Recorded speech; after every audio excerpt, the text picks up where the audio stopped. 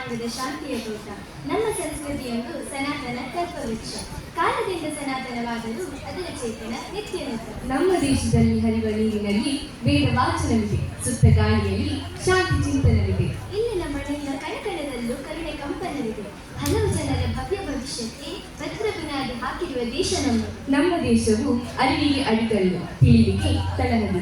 ಇಂತಹ ಭವ್ಯ ಭಾರತದ ತೊಟ್ಟಿಲಲ್ಲಿ ಬೆಳೆಯುತ್ತಿರುವ ಪುಟ್ಟ ಕಂದಮ್ಮಗಳು ನಾವು.